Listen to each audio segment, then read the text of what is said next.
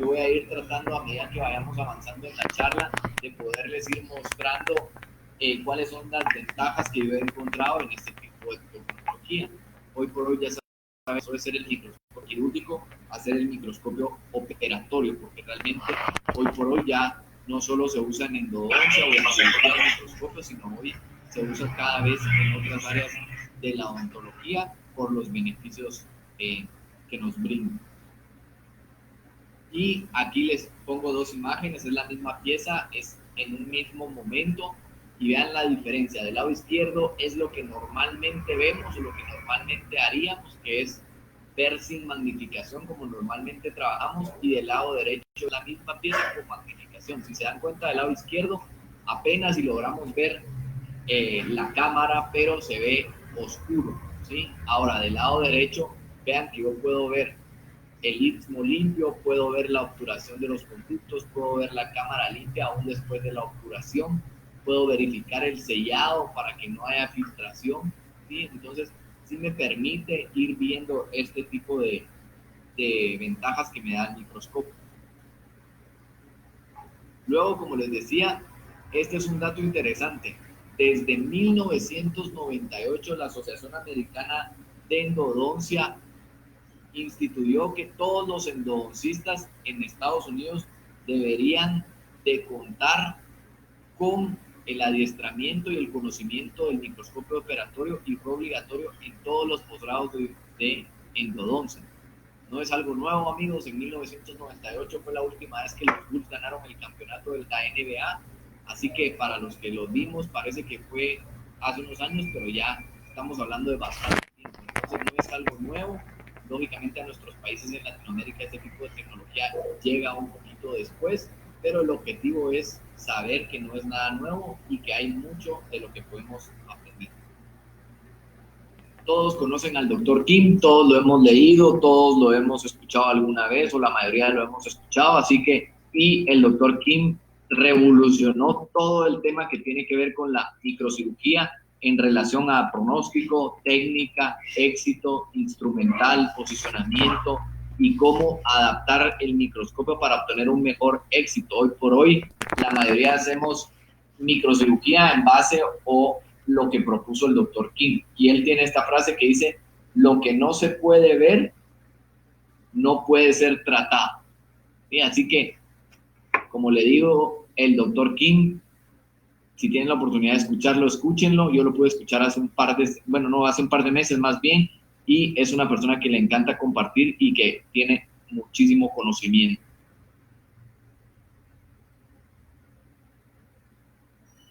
Ahora hablemos un poquito acerca del CBCT, ¿sí? Todos sabemos y todos les decimos el CBCT, y esto es por la abreviación de su nombre en inglés, que es Cone Beam Computed Tomography, ¿sí? Esta es una técnica de reconstrucción tridimensional de haz cónico, ¿sí? Que permite poder obtener por medio de diferentes imágenes una sola imagen que nos permite movernos de manera tridimensional. Los odontólogos estábamos acostumbrados a hacer diagnóstico y a proponer planes de tratamiento en relaciones a imágenes radiográficas que, como todos sabemos, son bidimensionales, y nosotros trabajamos en estructuras que son tridimensionales, ¿sí? Entonces debemos de estar teniendo en cuenta que esta puede ser una herramienta que podemos tener dentro de nuestros consultorios y que nos va a permitir ciertas ventajas. Sí, con la llegada del CBCT, más o menos a principios del 2000, 2002, que contamos con esta tecnología en la odontología, hemos encontrado este nuevo término que es el diagnóstico por imagen. Sí, que este término se define como aquel conjunto de técnicas complementarias al alcance del profesional que le va a aportar información valiosa para conseguir establecer y en algunos casos confirmar diagnósticos, siendo siempre el objetivo principal mejorar los diagnósticos y cometer menor cantidad de errores en el diagnóstico que el paciente le repercutan como un maltratamiento.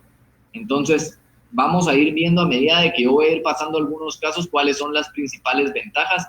Yo sé que muchos ya las conocen, pero el objetivo es de que todos puedan ver que realmente hoy por hoy esta es una herramienta que necesitamos tener y que necesitamos utilizar en algunos casos. Vamos a discutir un poquito si en todos o no, pero el objetivo es poder conocer la tecnología que tenemos al alcance. Esto es lo que la radiografía nos aporta y quiero que lo tengan presente porque vamos a ir viendo algunos casos en relación a este tema puntual. La radiografía va a sugerir, no vamos a poder determinar, sino solo vamos a poder sugerir.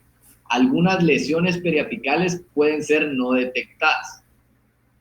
Se necesita una confirmación clínica y no permite identificar la anatomía, ¿sí? Estas van a ser algunas de las limitantes que tenemos con la radiografía, pero a la vez, si ustedes se dan cuenta, es con lo que hemos contado y es lo que hemos utilizado a lo largo de todos estos años.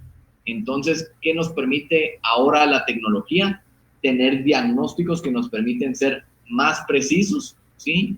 Y al final hacer mejores planes de tratamiento más certeros, que eso sí puede influir dentro del éxito de una decisión para nuestro paciente. ¿Sí? Vamos a necesitar de 15 a 20 segundos para poder hacer una de estas imágenes, ¿sí?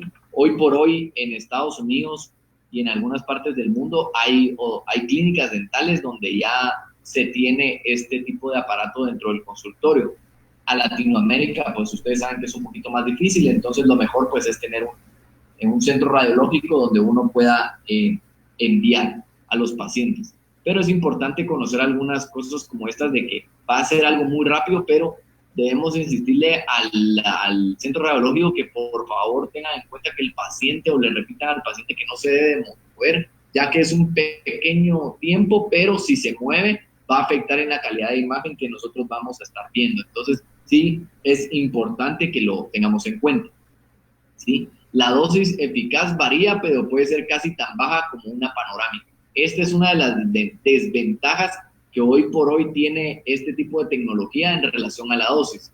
Claro que hoy ya sabemos de que muchas veces estamos más expuestos a otro tipo de radiación diaria que a la de una tomografía. Y el riesgo-beneficio es algo que siempre debemos valorar en cada caso. Y recordar que es una dosis que puede llegar a ser tan parecida como la panorámica y va a depender del tipo de tomógrafo. Dependiendo del tomógrafo, no todos van a ser de buena resolución y prácticamente van a depender, eso va a depender de dos factores, del tamaño del foco y el tamaño del voxel, ¿sí? Entonces vamos a tener diferentes focos que va a ser el campo de visión, prácticamente lo que vamos a estar viendo, ¿sí? Y vamos a tener que hay de diferentes tamaños. Y aquí sí o sí, si ustedes lo van a utilizar para endodoncia o para microcirugía, debemos utilizar el tipo C, que es un campo cerrado, que va a ser de 5 por 5, ya que esto nos va a poder permitir ver la zona que nosotros queremos ver específicamente y vamos a tener una mejor calidad y eso nos va a permitir de una u otra manera poder hacer mejor las cosas, ¿sí? El voxel van a ser los píxeles tridimensionales que va a tener este tipo de tecnología, ¿sí? Como les decía, es importante, acá en Guatemala yo quisiera, pero no puedo tener un tomógrafo, me imagino que muchos también, pero es importante tener a un centro radiológico que sea de su confianza y que esto le permita estar en constante comunicación, ya sea para alguna duda o para resolver algo o para dar alguna indicación puntual en relación a algún paciente. Entonces es importante que ustedes tengan una buena comunicación con su centro radiológico y para los que tienen dentro de su consultorio este tipo de tecnología, pues ellos ya tienen que saber un poquito más de partes técnicas en relación al software, a la toma, a la forma de exportarlo y compartirlo, ¿sí? Como les digo, no tenemos mucho tiempo para hablar de este tema puntualmente, como para revisar software, para revisar qué movimientos podemos hacer. Algunos nos van a ofrecer algunas ventajas sobre otros, pero al final de cuentas todos vamos a tener acceso a un visor, que eso nos va a permitir poder analizar la tomografía. Santi, ¿cómo vamos? ¿Se escucha bien? ¿Todo bien? Sí, amigo, todo bien en Facebook y aquí en Zoom. Excelente, entonces seguimos.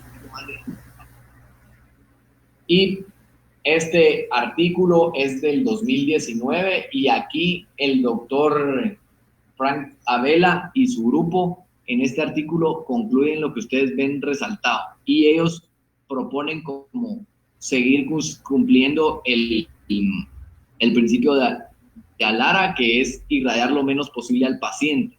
Hoy por hoy no podemos decir que todos los pacientes podrían o deberían de traer la tomografía para poderse hacer la endodoncia, pero a medida, en mi caso puntual, que he ido viendo y usando esta tecnología, cada vez me doy cuenta que la necesito más.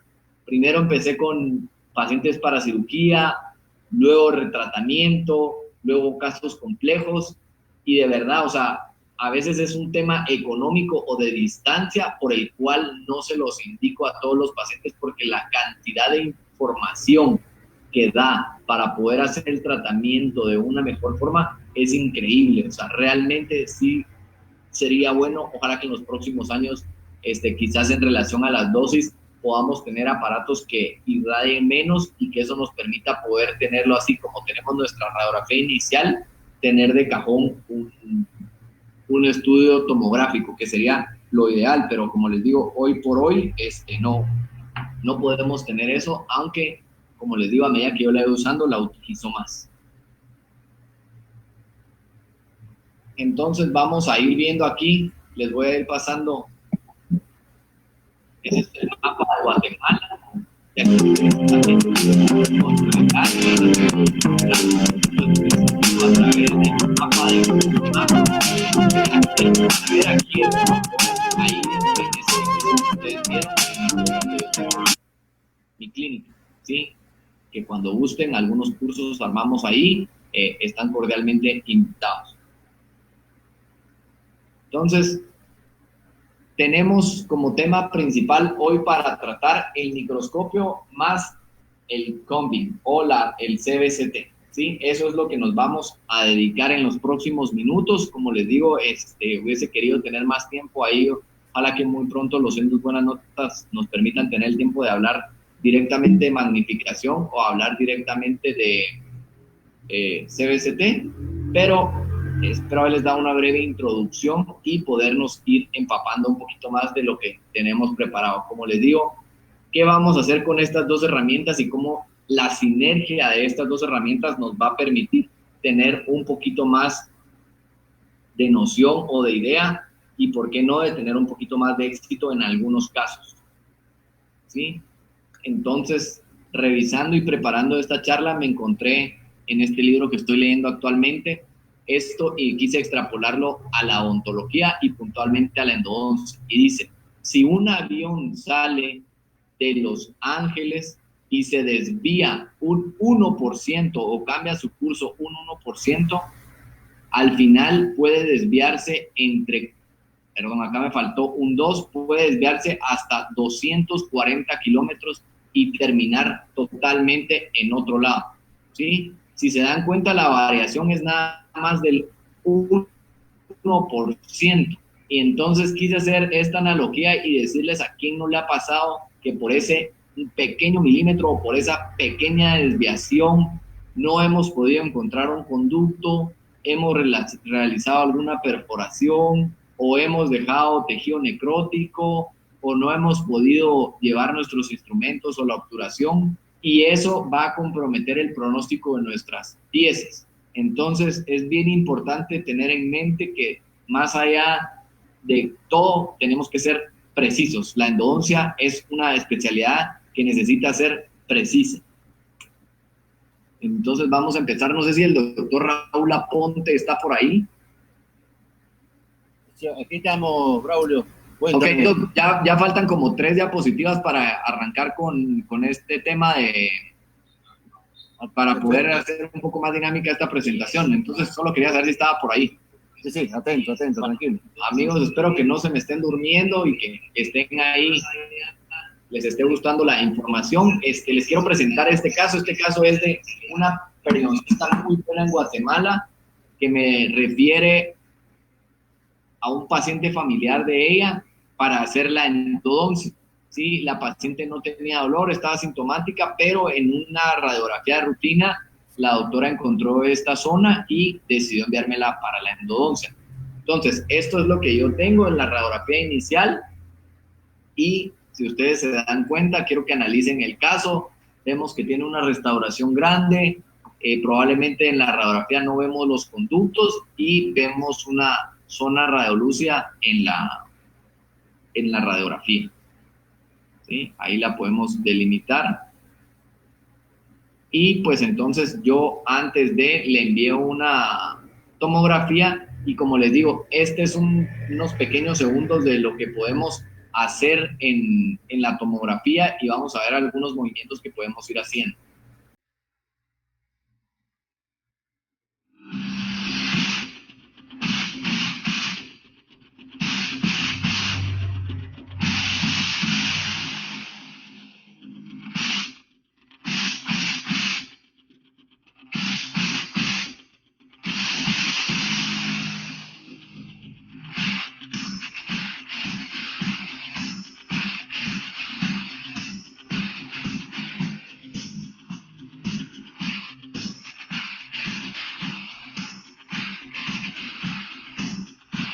Si se dan cuenta, en la tomografía me permite ir haciendo ciertos movimientos, ir volteando a la pieza, ir analizando, me permite medir, dependiendo de algún software, vamos a poder hacer algunas otras cosas que van a ir siendo útiles para el diagnóstico. Entonces aquí podemos ver, esta es una, prácticamente yo veía después de la primera cita que tuve la oportunidad de ver a la paciente, logré encontrar el conducto bucal y el conducto palatino, pero el conducto distal, donde está la zona, no lo logré encontrar. ¿Sí? Entonces, si se dan cuenta, esto es lo que yo tenía.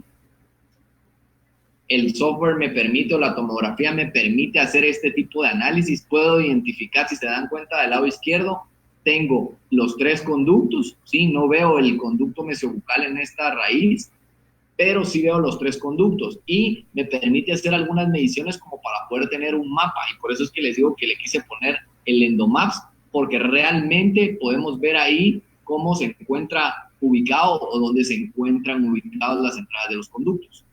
Entonces, doctores, una vez teniendo la ruta y el conocimiento, lo único que queda es disfrutar el camino, ¿sí o no?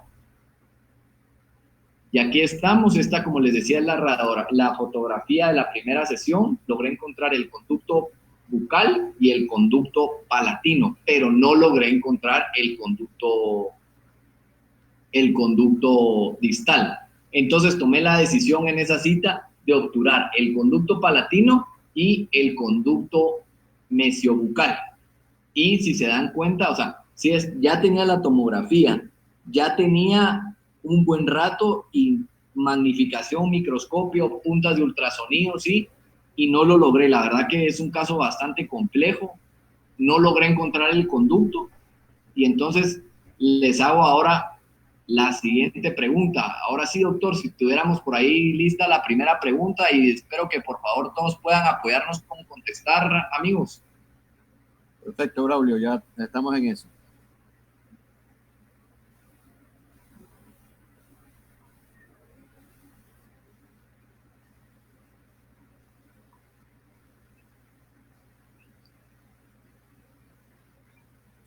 Voy.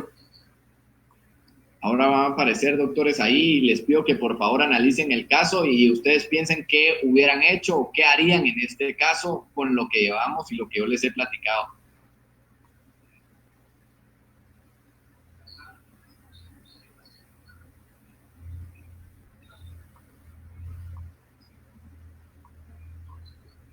Ahí.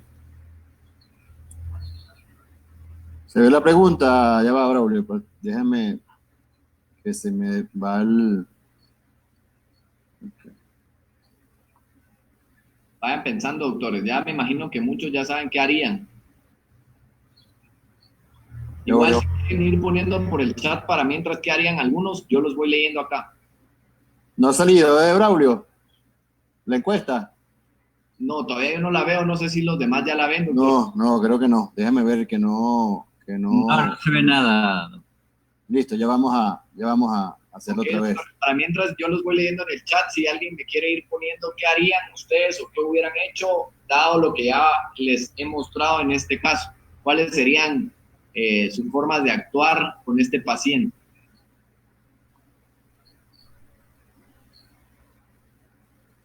Saludos, HP. No, ser paciente con ultrasonido y el microscopio, ayudarse con azul de metileno. Gracias, Alex.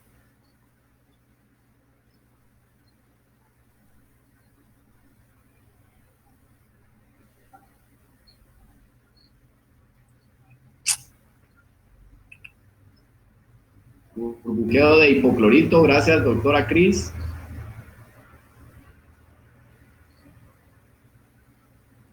No quiere, vamos a volver a intentar un ratito. No quiere abrirla. Saludos, doctor Vincent. ¿Alguien quisiera ver otra vez la tomografía? Ahorita vamos a intentar regresarla. Regresa, sí, para ver si lo logro, que no quiere. Ok, esta es la tomografía. Déjenme, les paso esta imagen.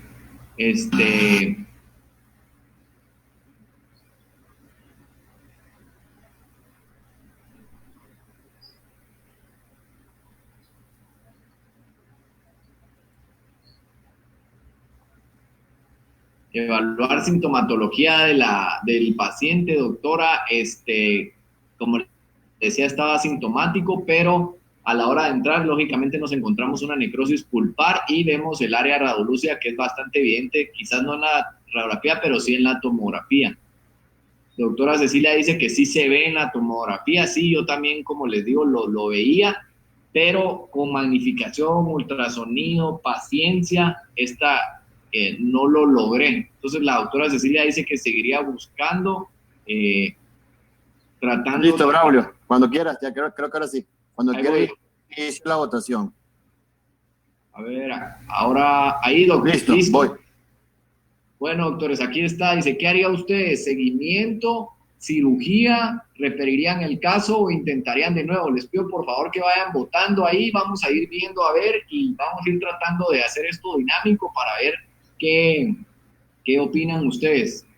Vamos, ahí están votando ya todos los doctores. Todavía nos queda 20. Vamos apenas con un 40% de las personas. Los invito a que puedan ahí participar. Hasta el momento, todos volverían a intentar de nuevo en un 70%. Ya casi llegamos a la mitad. La pieza estaba necrótica, doctor Marc. El doctor Carlos nos menciona que se iría por una cerveza, estudiaría nuevamente el CBCT y daría otra cita. El doctor César nos dice que daría otra cita, analizaría bien la tomografía y mucha paciencia con Lima 8. Bueno, doctores, tenemos que el 50% de las personas ya votaron. Si quiere la vamos a cerrar ahí, doctor. Entonces tenemos que el 68% de las personas que participaron volverían a intentar. Listo, si quiere podemos quitar por ahorita esto.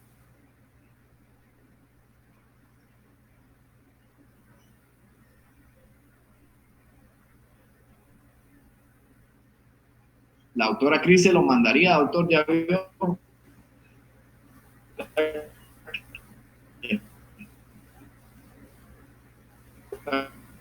Bien.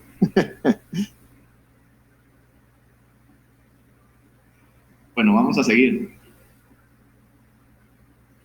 Entonces, doctores, ustedes no ven el cuadro en medio, ¿verdad o sí? Aparentemente ya lo retiré, Braulio, pero... pero usted no lo ve en su pantalla, doctor. No, está todo, veo. Todo bien, amigo, dale. Bueno, entonces, evidentemente, como dice el 68% de los que participaron, otra cita. O sea, yo de verdad opino que hay que tener paciencia en la endodoncia, y lo que mencionaban, reanalizar la tomografía fue lo que volví a hacer, volver a hacer algunas mediciones, a pesar de eso, si se dan cuenta,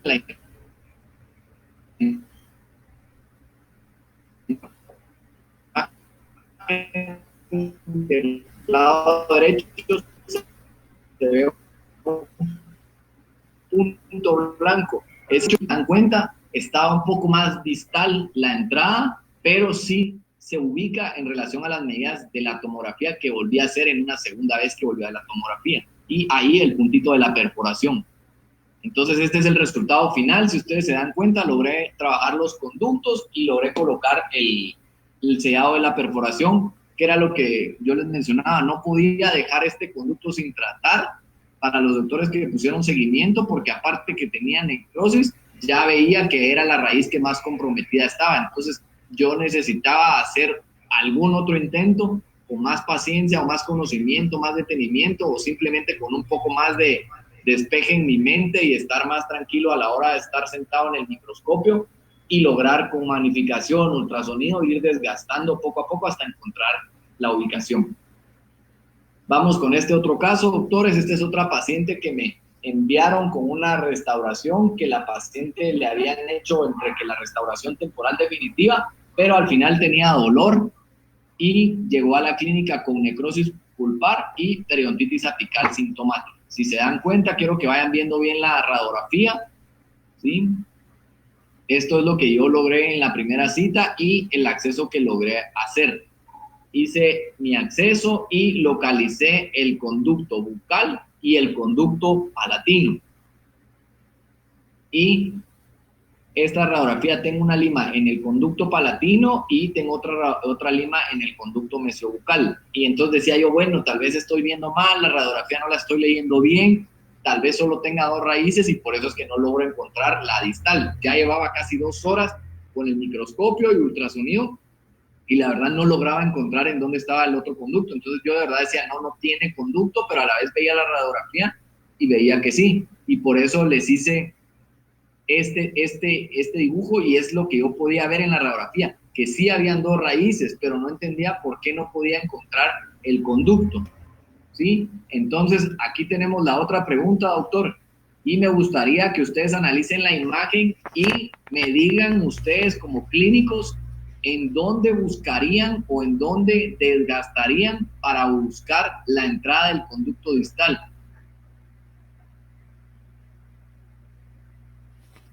Saludos, doctora Gabriela, desde Ecuador.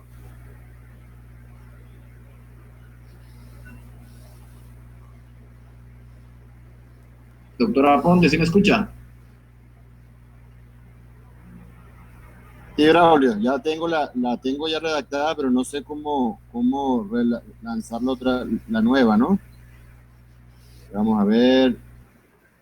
Aquí. Para mientras, doctores, vayan analizando en dónde desgastarían o en dónde creen que yo debería de haber encontrado. La A dice la doctora Caroline, Carlos dice la B. Carlos dice que los segundos molares superiores tienen la entrada de los conductos lineales.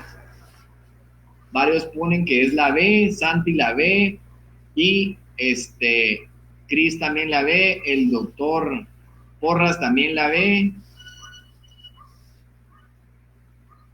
Esta es la vieja. No me sale la... Ok. Ahora sí, ahí voy. Ah, gracias, doctor. Listo, doctor, ya. Ahora sí, bravo. Doctores, ¿en dónde buscarían el conducto que falta? Les pido por favor que ahí en el link que están viendo me puedan ayudar apachando la A o la B.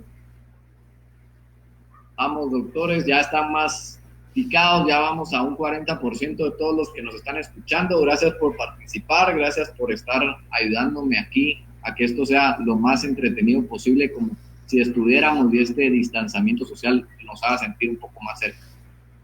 55% de las personas ya están votando.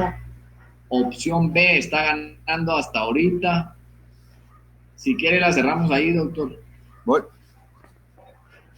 Listo, entonces un 75% de ustedes, doctores, opina que yo debería de haber hecho un desgaste en la pared distal entre bucal y palatino, tomando o teniendo en cuenta que es una línea recta. Saludos, Walter, qué gusto verte por aquí. Entonces, lo que yo hice, doctores, fue cerrar el caso y enviar una tomografía, porque la verdad, después de 2 horas de estar tratando con magnificación, con hipoclorito, con todo lo que tenía en la clínica, no lograba ni siquiera tener idea y realmente estaba perdido. Entonces esto es lo que puedo encontrar en la tomografía y quiero que la veamos juntos y ustedes vayan viendo. Raíz bucal y raíz palatina no teníamos problema, pero la entrada, o sea, sí teníamos una raíz distal. El inconveniente es que esta estaba fusionada con la raíz palatina. Y entonces, si se dan cuenta, en la imagen del lado derecho, vean cómo era la entrada hacia el distal por el conducto palatino. Entonces tuve que desgastar con puntas de ultrasonido y pegado con la magnificación poco a poco para lograr esto, ¿sí? Poder bajar un poco en el palatino y luego con limas pequeñas lograr entrar, ¿sí?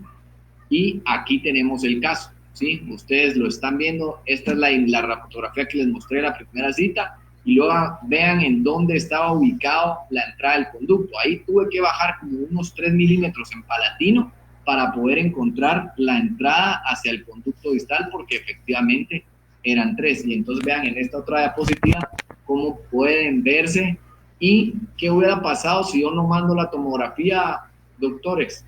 Yo hubiera seguramente perforado por buscar en la opción A o en la opción B, y al final de cuentas no hubiese logrado quizás encontrar el conducto y hubiera dejado un conducto sin trabajar y aparte muy probablemente con una perforación, y este es el resultado final, los 3 conductos obturados, ¿sí? Y si se dan cuenta lo que decía el doctor Carlos, la literatura sí nos dice que hay una línea recta entre palatino y bucal, pero esta vez el conducto distal no estaba ni en esa línea y ni estaba como una raíz sola. Eso la radiografía, honestamente, a mí no lo puedo determinar, y son de las ventajas que nos permite obtener la tomografía. Entonces vamos a pasar a otro caso. Este otro caso es un paciente que llegó así, presentaba dolor a la perfusión y a la palpación. Me refería a que le habían hecho el tratamiento de endodoncia más o menos hace 4 años. Radiográficamente se veía así y clínicamente se veía así, ¿sí? Entonces, doctor, si me puede abrir la pregunta número 3, disculpe. Entonces, amigos, ahorita viene la otra pregunta y les pido que por favor también me apoyen. Dice, ¿qué tratamiento realizaría en su clínica? ¿Retratamiento, cirugía apical o reimplante? Entonces, igual, los voy leyendo en el chat y pueden ir contestando la encuesta, amigos.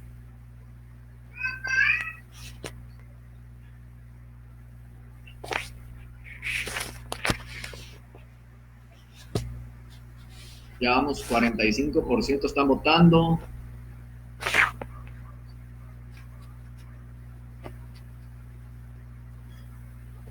Por lo menos la mitad, doctores, vamos. 50%, demos unos 10 segunditos más y la detenemos, doctor.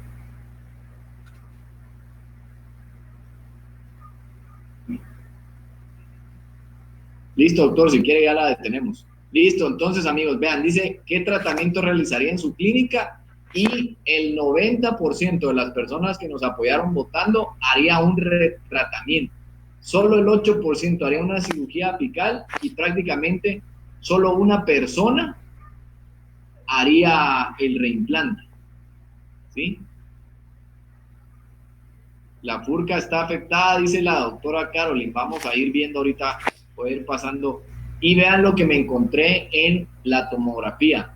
Efectivamente, el paciente tenía una zona hipodensa a nivel apical de las raíces, ¿sí? Tenía un resto radicular de una tercera molar, ¿sí? Pero si se dan cuenta, esta es de las partes más difíciles de diagnóstico en general en la odontología, y no es que la tomografía nos lo permita. Tiene alguna ventaja y nos permiten algunas veces ver algunas zonas. Y aquí pueden ver ustedes de que yo veía que había como líneas de fisura. Entonces, teniendo ya en cuenta eso, doctores, yo les diría que muchas veces hay decisiones que no podemos tomar solo con la radiografía o solo con la vista clínica. Necesitamos de esta otra herramienta para poder tener un poquito más. Y esto es lo que podemos ver, ¿sí? Clínicamente igual yo decidí, porque al final de cuentas uno a veces no confía o no es tan fácil decirle al paciente venía con un dolor que pensé que me iba a arreglar con un relleno y va a tener que terminar en exoncia mi pieza. Entonces, aún así, viendo lo que veía en la tomografía, decidí eliminar la restauración, utilizar azul de metileno, y si se dan cuenta, se puede ver y se puede mapear la línea de fisura. Y acá vean, posterior a la extracción, cómo se va la línea de la fisura, tanto en mesial como en distal. Y lastimosamente este tipo de casos pues no tienen ninguna otra solución más que la extracción. Pero quizás yo hubiera hecho un retratamiento como la mayoría y la verdad no hubiese encontrado éxito y hubieran hecho que la endodoncia fracasara, muy probablemente después hasta me hubiera ido a un reimplante, ¿sí? Pero tenemos que tener bien claros los principios y los conceptos de diagnóstico y cómo la fusión de estas dos herramientas nos puede permitir realizar tratamientos más predecibles desde el punto de vista diagnóstico, porque nos vamos a equivocar con menos frecuencia. Entonces, les muestro este otro caso. Sí, este caso es de un rehabilitador aquí en Guatemala bastante bueno, que fue mi profesor y es muy conservador, le gusta mucho la odontología adhesiva, y el paciente llegó con dolor a su clínica y él le eliminó caries, la restauración que tenía, y le hizo un sellado con ionómero. Entonces, era un paciente de 75 años, al cual, encima de que ya tenía los conductos atrésicos, porque casi no se perciben en la radiografía, sobre todo en distal, además le puso un ionómero encima. Entonces era bastante complicado determinar si yo iba a poder pasar o si iba a poder encontrar el conducto. Entonces lo que yo vine y le solicité al paciente fue una tomografía, como les digo, o sea, cada vez veo que más casos la necesitan o que es más rutinario el tema de la tomografía. Y esto es lo que yo pude encontrar en la tomografía. Mi preocupación era ver si estaba permeable o viable el conducto distal para buscarlo o pensar en alguna otra cosa.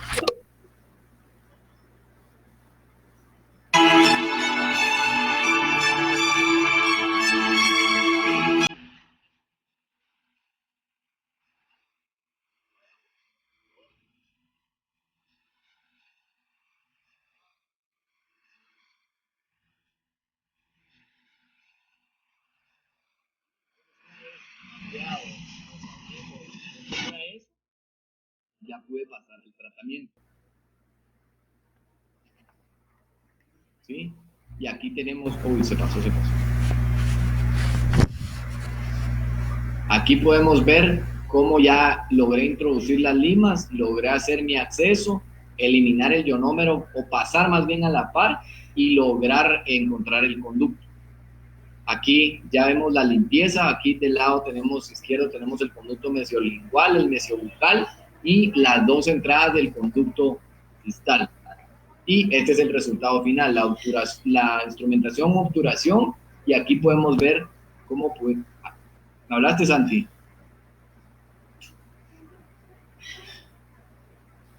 No, amigo, todo bien. Entonces aquí en este otro caso podemos ver cómo la anatomía que yo veía en la tomografía es la réplica de lo que tengo al final en mi radiografía final. ¿Sí? Entonces vamos con este otro casito. Esta es una paciente que llegó con el doctor, el rehabilitador que les acabo de mencionar, llorando porque le habían dicho que le pusieron primero un provisional que ustedes pueden ver, y cuando llegó a su cita para hacer el tratamiento le dijeron que el tratamiento era la extracción y la colocación de un implante. Entonces la paciente estaba tan mal que se fue a una segunda opinión y llegó con el doctor. El doctor entonces ya me manda esta foto que él me la compartió del provisional que llegó, y este es el provisional, este es el muñón que él encontró por debajo, y aquí podemos ver el provisional con el que él me la envía. Y aquí tenemos la radiografía inicial, doctores. Entonces, del lado izquierdo tenemos la radiografía que él tomó antes de quitarle el pin y la que yo tomé cuando el doctor ya le había quitado el pin y le había hecho el provisional con un poste de fibra ahí nada más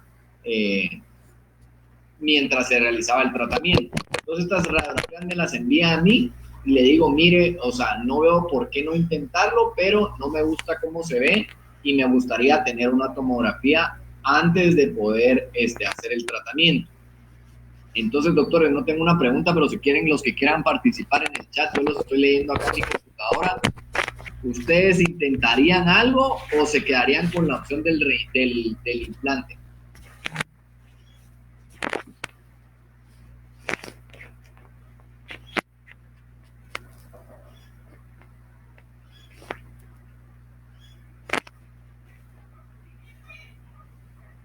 Tomografía sí o sí, dice el doctor Fernando. Sí, o sea, como les digo, eso fue lo que yo indiqué. Depende que salga en la tomografía, tal vez intentar microcirugía, revisar la tomografía e intentar tomografía, intentar remover el perno. Sí, ya lo habían removido. Tomografía, como les digo, si se dan cuenta, no está indicado en todos los casos, pero en una gran cantidad de casos la tomografía ya debería de estar como dentro de nuestro arsenal básico antes de realizar un tratamiento. Gracias, doctores, por participar. Vamos a seguir. Entonces, actualmente esto es lo que yo veo y esta es la diferencia entre una imagen 2D y una imagen 3D. Si ustedes se dan cuenta, me da mucha más información la imagen del lado derecho, pero aún así a veces es todavía un poco complejo, ¿no? Entonces, la ventaja que tenemos con la tomografía es que puedo ver en diferentes tomas y puedo analizar diferentes situaciones dentro de la pieza. Entonces, lo que yo veía acá era, sí había una reabsorción interna que por ventaja de la paciente no estaba perforada y alcanzaba a ver, la verdad, con un poco de imaginación, pero muy poco, la luz del conducto por debajo de la reabsorción, que es la imagen que ustedes tienen arriba en su pantalla hacia el lado derecho. Entonces, doctores, acá el objetivo es tratar de sí o sí conservar piezas. Entonces yo le dije a la paciente que íbamos a intentar. Acá, si ustedes se dan cuenta, estamos marcando la zona de la reabsorción. Y lo primero que había que hacer era analizar. Así es como la paciente me llegó a mí, ¿sí? Y lo primero que yo hice fue evaluar la movilidad.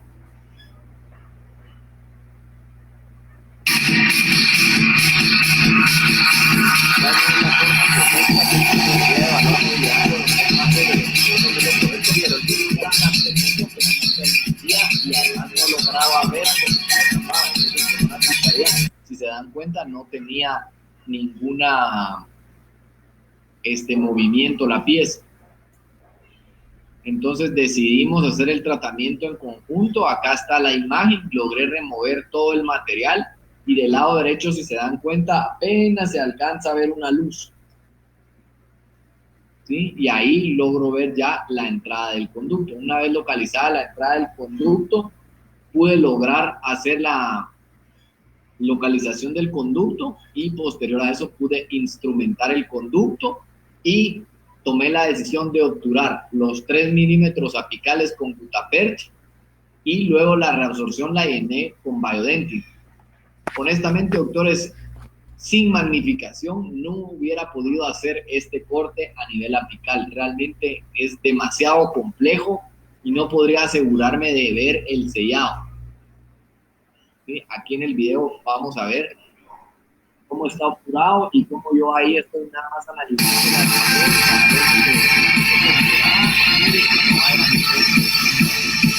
una vez analizado eso, entonces puedo seguir con el tratamiento y coloco Biodentin por debajo de la gutapercha y en la misma sesión el doctor, porque al doctor que es mi profesor, si me está escuchando le mando un saludo, le encanta venir con sus pacientes y le encanta venir a la clínica. Entonces, terminé yo, sellé, inmediatamente él después colocó el poste colado y el caso terminó así.